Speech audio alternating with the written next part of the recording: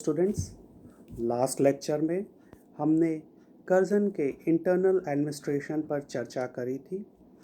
इस लेक्चर में हम कर्जन की विदेश नीति पर चर्चा करेंगे। कर्जन की वाइस रॉयल्टी काल में, जो कि 1899 से 1905 तक रहा, कर्जन को विदेशी समस्याओं का भी सामना करना पड़ा था। उसे अफ़गानिस्तान, उत्तर पश्चिमी सीमा पर रहने वाले जनजातीय ट्राइब्स, ईरान, तिब्बत आदि की समस्याओं का सामना करना पड़ा था, परंतु उसने अपनी योग्यता के बल पर इस क्षेत्र में भी अपार सफलता प्राप्त की। Curzon looked upon the problem of frontiers from a fresh angle. A keen student of geopolitics, Curzon gave to the problem of frontiers a scientific basis. Curzon का एशिया के देशों के संबंध में नीति उसके उत्तर पश्चिमी सीमा पर बसे राज्यों, जो इस पर जनजाति रहते थे, के संबंध में दिए गए बयान से स्पष्ट हो जाता है। एक बार कर्जन ने उनके संबंध में बोला था कि हम किसी विदेशी राज्य पर कब्ज़ा नहीं जमाना चाहते, हम लेकिन यह भी नहीं चाहते कि उन राज्यों पर कोई शत्रु राष्ट्र कब्ज़ा जमा ले। पड़ोसी देशों पर के राज्य पर हम अपने मित्रों और सहयोगी के राज्य से संतुष्ट हैं, परंतु ये कभी सहन नहीं कर सकते कोई कि उस पर किसी विरोधी का हस्तक्षेप बढ़े, अन्यथा उस मामले में हम आवश्यक कार्रवाई करेंगे, क्योंकि इससे भारतीय राज्य की सुरक्षा पर खतरा हो सकता है। अब कर्जन की विभिन्न देशों के संबंध में नीति की चर्चा करते हैं। सबसे पहले चर्चा करते हैं उसके फारस की खाड़ी के संबंध में उसकी नीति। ब्रिटेन की फारस की खाड़ी में दिलचस्पी 17वीं शताब्दी के उत्तरार्ध में बढ़ी, जब वहाँ उसने कुछ स्टेशंस में, महत्वपूर्ण स्टेशन पे कब्ज़ा जमाया। वहाँ ब्रिटिश रेजिडेंट्स की नियुक्ति हुई। ये ब्रिटिश रेजिडेंट्स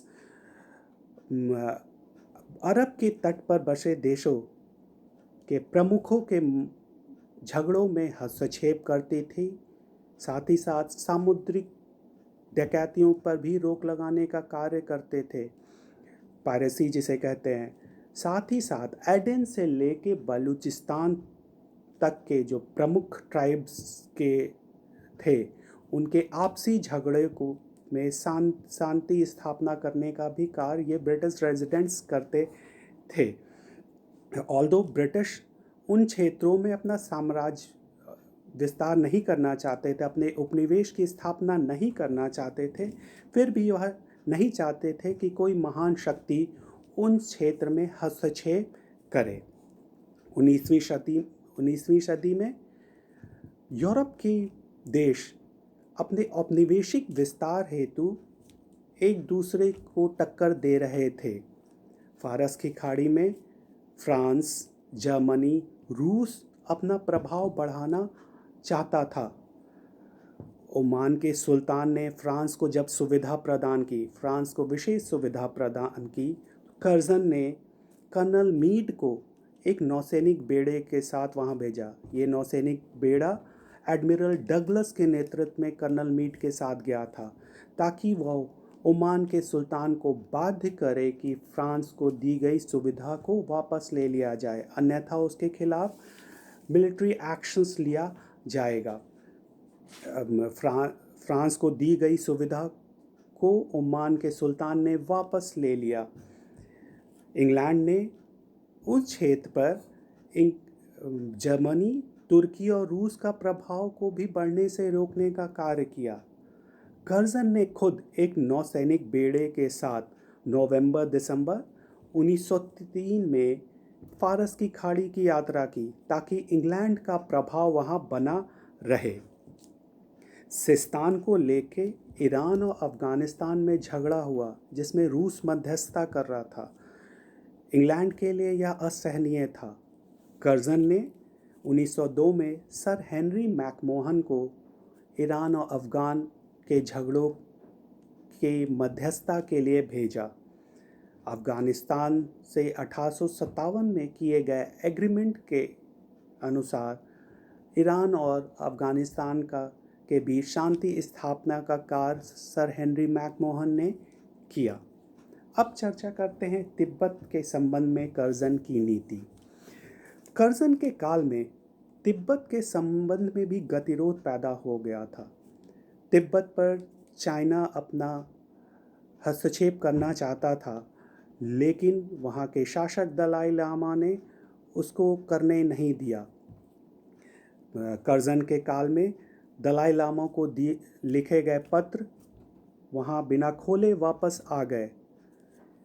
इसी बीच ल्हासा, जो कि तिब्बत की राजधानी थी, उस पे रूस का प्रभाव बढ़ने लगा था। एक रूसी नागरिक डॉर्जियफ के प्रभाव में आकर दलाई लामा ने रूस में एक मिशन भेजा। इस तरह रूस और तिब्बत के बीच अभियानों एक दूसरे को मिशन भेजने का कार्य प्रारंभ हुआ, जो कि एक आर्म्स डील में भी परिवर्तित हो सकता था। कर्जन ने इसको ध्यान में रखते हुए होम अथॉरिटीज़ के परमिशन से 1903 में कर्नल यंग हस्बैंड को वहाँ भेजा। कर्नल यंग हस्बैंड के साथ एक गोरखा रेजिमेंट की एक टुकड़ी भी भेजी गई कि वह तिब्बत को बाध्य करे एग्रीमेंट के लिए बाध्य करे। तिब्बत ने नेगोशिएशंस करने के लिए इनकार कर दिया। कर्नल यंग हस्बैंड ने मिलिट्री एक्शन लिया उसके खिलाफ। अंततः 3 अगस्त 1904 को ल्हासा पर कब्जा जमा लिया गया। दलाई लामा अपना क्षेत्र छोड़ के भाग जाता है। ल्हासा पे कब्जा जमाने के बाद यंग हस्बैंड ने 4 अगस्त 1904 को फोर्स किया एक संधि के लिए तिब्बत को। इस संधि के अनुसार तिब्बत को 75 लाख रुपए का युद्ध हर्जाना देना था। ये 75 लाख रुपए 75 वर्षों में देना पड़ता तिब्बत को। यह राशि बाद में कम करके 25 लाख कर दी गई। इस दौरान ब्रिटिश सरकार ने चुम्बी वैली, जो भूटान और सिक्किम के मध्य थी, उस पर कब्जा जमा लिया। साथ ही साथ इंग्लैंड को कई व्यापारिक सुविधा भी तिब्बत को प्रदान करना पड़ा। साथ ही साथ तिब्बत ने यह माना कि वो किसी विदेशी राज्य को कोई विशेष सुविधा प्रदान नहीं करेंगी। Thus, Great Britain got some control over the foreign policy of Tibet. अब हम उत्तर पश्चिमी सीमा संबंधी कर्जन की नीति की चर्चा करेंगे। Curzon followed a realistic and common sense policy towards the tribesmen of northwestern frontier. ये फ्रंटियर पे उत्तर पश्चिमी सीमा पर कई जनजाति निवास करती थी। कर्जन ने एक व्यवहारिक नीति का पालन किया उस क्षेत्र में। उत्तर पश्चिमी सीमा पर जो नीति अपनाया, उससे आशा करता था कर्जन की जो निरंतर रहे और बिना गतिरोध के उस क्षेत्र में शांति स्थापित रखे। यह नीति अपनाते हुए कर्जन ने कई कदम उठाए। सबसे पहले तो उसने अग्रिम पोजीशन से ब्रिटिश फोर्सेस को वापस बुला लिया। जो ब्रिटिश फोर्सेस भारत की सीमा के आगे स्थापित थी, जो वहाँ पे थी, उनको वापस बुला लिया गया। ब्रिटिश फोर्सेस को ब्रिटिश टेरिटरी में रखा गया। एक ट्राइबल फोर्सेस को एम्प्लॉय किया गया कि ये जनजातीय क्षेत्र की सुरक्षा का कार्य करे। ब्रिटिश फोर्सेस को गिलगिट, खैबर, कुर्रम और वजीरी एरिया से वापस बुला लिया गया। इन क्षेत्रों की सुरक्षा की जिम्मेदारी ट्राइबल मिलिशिया को दिया गया। ट्राइबल मिलिशिया जैसे खैबर राइफल्स, कुर्रम मिलिशिया, ये इन सब का गठन ब्रिटिश अधिकारियों, ब्रिटिश ऑफिसर के ट्रेनिंग और कमांड में किया गया था। इनके सपोर्ट के लिए, इनको मदद पहुंचाने के लिए ब्रिटिश फोर्सेस को भारतीय सीमा के अंदर रखा गया, ताकि ज़रूरत पड़ने पर इन मिलिशिया को मदद पहुंचा सके, मदद करने को ब्रिटिश फोर्स पहुंच सके। कम्युनिकेशंस और आवागमन जारी रहे, इसके लिए रेलवे लाइंस का विस्तार किया गया। अप्रैल 1902 में पेशावर में उत्तर पश्चिमी सीमा प्रांत पे बसे ट्राइब्स जनजातियों के प्रमुखों के लिए एक दरबार लगाया गया। इस दरबार में सभी प्रमुख जनजाति के प्रमुख उपस्थित हुए। उन्हें यह आश्वासन दिया गया कि ब्रिटिश नीति शांति की है एवं अनाक्रामक नीति है, लेकिन उनको साथ ही साथ ये वार्निंग भी दिए गए कि सीमा का उल्लंघन पर कड़ी कार्रवाई की जा सकती है। अंत में कर्जन ने उत्तर पश्चिमी सीमा की सुरक्षा को ध्यान में रखते हुए उत्तर पश्चिमी सीमा प्रांत का गठन किया, नॉर्थ वेस्टर्न फ्रंटियर प्रोविंस। ये प्रोविंस चीफ कमिश्नर के नेतृत्व में इस प्रोविंस के गठन किया गया था। ये चीफ कमिश्नर इंग्लिश सरकार द्वारा नियुक्त किया जाता था और भारतीय सरकार के प्रति वह उत्तरदायी था। इस प्रकार हम देखते हैं कर्जन की जो सीमांत नीति थी काफ़ी उपयोगी थी। कमियों के बावजूद इसमें अपार सफलता मिली। न केवल उस क्षेत्र में शांति स्थापित हुई, साथ ही साथ उस क्षेत्र में किए गए खर्चों में भी कमी लाए। इसके पहले के काल में उस क्षेत्र की सुरक्षा को लेकर काफ़ी धन खर्चा होता था। कर्जन की नीतियों ने खर्चों में न केवल कमी लाया, साथ ही साथ उस क्षेत्रों में शांति भी स्थापित की। ये थी कर्जन की विदेश नीति। कर्जन के संबंध में उसके आंतरिक प्रशासन की चर्चा की हमने, उसके विदेश नीति की चर्चा की, और अब हम कर्जन के त्यागपत्र की चर्चा करते हैं। क्या विवाद हुआ कि कर्जन ने 1905 में अपना त्यागपत्र दे दिया? ये जो विवाद था उसका लॉर्ड किचनर के साथ था। क्या विवाद था, इस पे चर्चा करते हैं।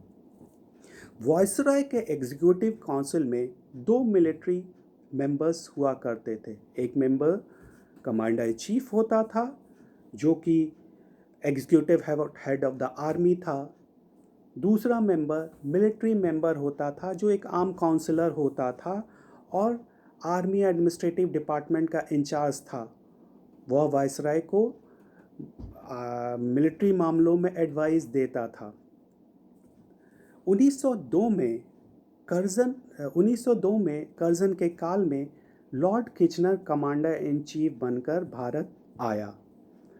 लॉर्ड किचनर भारत में ये मिलिट्री डिपार्टमेंट में ड्वेल कंट्रोल को ख़त्म करना चाहता था। वह चाहता था मिलिट्री मेंबर का जो पद है समाप्त कर दिया जाए, और सारी शक्तियाँ कमांडर इन चीफ को दे दी जाए, ताकि कमांडर इन चीफ सेना संबंधी नियम बनाने, सेना के संबंध नीति अपनाने के लिए स्वतंत्र हो जाए।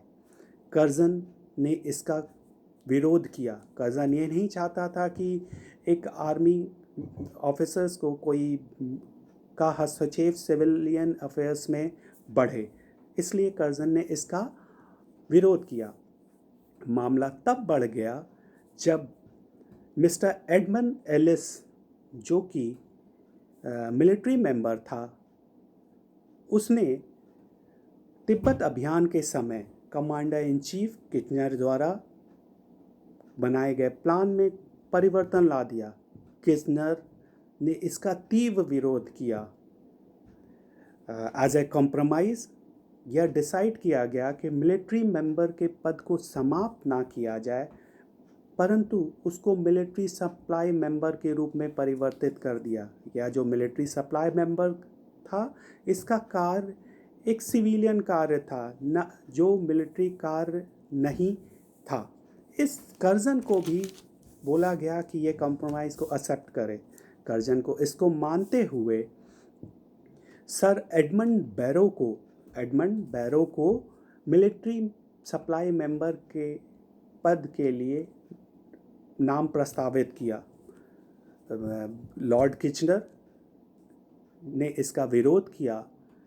किचनर ने बोला कि कमांडर इन चीफ से सजेशन बहुत आवश्यक है मिलिट्री सप्लाई मेंबर की नियुक्ति के लिए।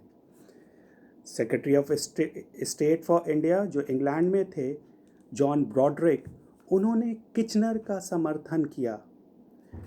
कर्जन को ऐसा लगा कि वह इंग्लैंड की सरकार का कॉन्फिडेंस खो चुका है, अतः उसने अगस्त 1905 में त्यागपत्र दे दिया।